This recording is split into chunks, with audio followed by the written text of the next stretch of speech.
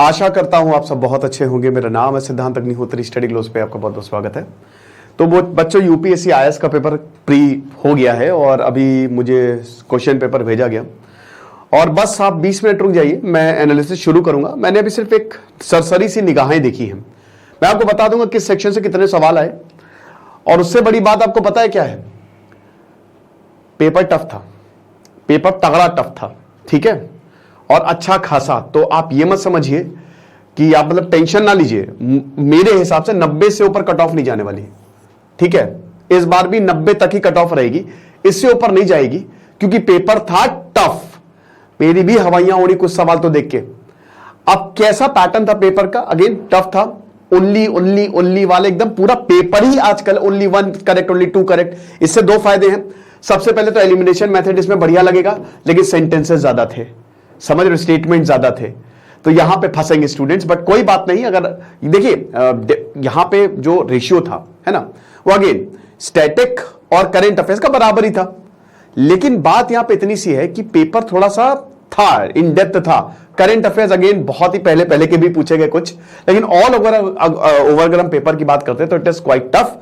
हम इसका पूरा का पूरा एनालिसिस मैं अभी जस्ट 20-25 मिनट पे, क्योंकि अभी मैंने सवाल को बस देखा है, ठीक है ना, सिर्फ वैसे सरसरी निगाहों से देखा है जितने भी सवाल आए हैं, तो उसका पूरा एनालिसिस मुश्किल से 25 मिनट पे हमारे चैनल पे अवेलेबल हो जाएगा। हिस्ट्री और ज्योग्राफी मैं ही आपको बताऊंगा, ठीक है, सारे सवाल मैं आपको बताऊंगा। पॉलिटी प्रशांत सर बताएंगे, ठीक है, polity IR and world politics Inder sir आपको इकोनॉमी बताएंगे, वेरोनिका मैम साइंस, टेक और एनवायरमेंट, ठीक है। तो पूरा का पूरा मतलब इससे आप मिला भी सकते हो। और देखिए थोड़ा सा हम लेट डालते हैं लेकिन ऑथेंटिक होता है हमारा, तो आप मिला भी लेना। अगर 90 से ऊपर मार्क्स आ रहे हैं तो ढोल नगाड़े बजाने शुरू कर दो, क्योंकि प्री निकल गया। 90 तक की कट ऑफ जाएगी, 80 से 90 के बीच में रहेगी, ठीक है। तो किस सेक्शन से कितने सवाल आए, चलिए हम बात करते हैं। सबसे पहले तो मेरा फेवरेट हिस्ट्री और पॉलिटी। देखिए हिस्ट्री और पॉलिटी की अगर बात करें, वैसे तो टोटल 100 सवाल हैं। हिस्ट्री और पॉलिटी की बात करें तो हिस्ट्री में 14 सवाल हैं और पॉलिटी से 13 सवाल हैं। एक दो ऊपर नीचे हो सकता है। और याद रखिएगा मैं इसमें करंट अफेयर्स पूरा बता रहा हूं, ऑल ओवर, ठीक है। हिस्ट्री तो वैसे स्टैटिक ही रहती, बट स्टिल बहुत सारे ऐसे आर्ट एंड कल्चर के सवाल थे। और मेडाइवल हिस्ट्री भाई पूछे जाने लगी है अब।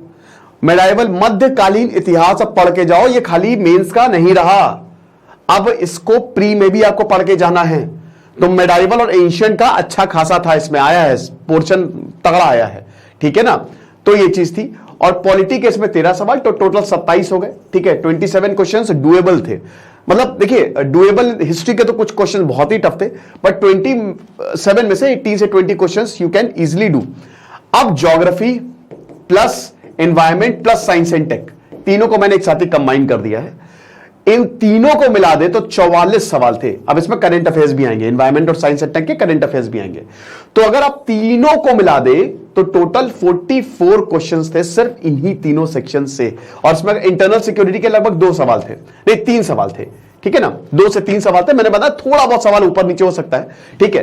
तो इंटरनल सिक्योरिटी के इतने थे, अगर आप इसको भी इसमें ऐड कर दे तो 47 क्वेश्चन हो जाएंगे।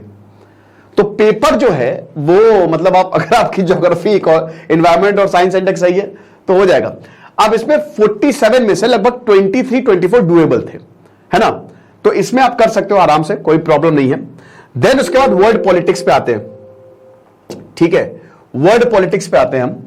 तो वर्ल्ड पॉलिटिक्स की अगर हम बात करते हैं, वर्ल्ड पॉलिटिक्स के पूरा सवाल, ये अब एक्चुअली मैं क्वेश्चन पेपर ही सॉल्व कर रहा था, ठीक है, पूरा का पूरा। लेकिन पहले मैंने कहा कि चलो आपको एनालिसिस एक प्रॉपर सा दे दूं। फिर world politics, international relations, important organisations, ठीक है, चलो यहीं पे करते हैं।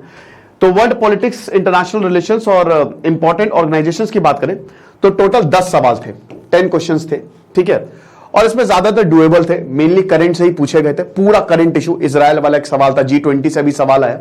तो ये अगर आपने पढ़ा है तो आप आसानी से इन सवालों को कर सकते हो, ठीक है। कुछ मैच द कॉलम्स से भी सवाल थे, नाइजीरिया से कुछ सवाल पूछे गए, तो ये चीज है।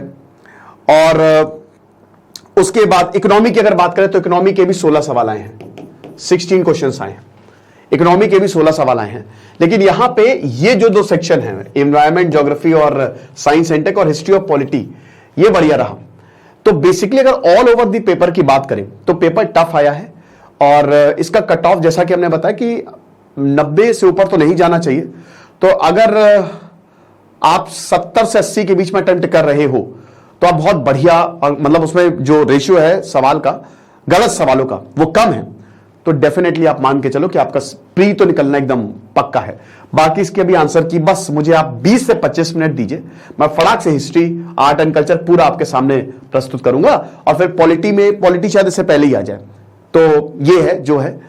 एक चीज बस जो रह गई थी, मैं ये बताना चाहता हूं कि हमारे प्रहार बैच, मतलब काफी बच्चों ने पेपर्स दिए जो हमारे बैच के थे, तो मुझे बहुत खुशी है कि हम लोग ने काफी मेहनत की थी। अभी लगभग मार्च से लगातार हम लोग सिर्फ क्वेश्चंस ही प्रैक्टिस करवा रहे हैं प्री के, और उससे बहुत सारे क्वेश्चंस आए, बहुत सारे टेस्ट सीरीज से क्वेश्चंस आए। खैर देखिए, ये इसमें कोई बड़ी बात नहीं है। यस, क्यों बड़ी बात नहीं है? क्योंकि भाई हम 1.5 साल तक यही पढ़ा रहे, कोई भी कोचिंग चाहे कोई भी हो, अगर 1-1.5 साल तक आपको यही पढ़ा रही है यूपीएससी, तो उसमें ऐसे ही सवाल आएंगे, उससे बाहर से थोड़ी ना आएंगे। तो ये है, और हमारा प्रहार बैच लाइव है, आप इसको मतलब इसको ज्वाइन कर सकते हैं, ठीक है। और इस बार तो कुछ स्पेशल चीजें हम कर रहे हैं, जो भी बच्चे इस बैच को ज्वाइन करेंगे। तो बस थोड़ा टाइम रुक जाइए, मैं फटाक से हिस्ट्री के सवाल आपके सामने लेके हाजिर होता हूं। Thank you so much.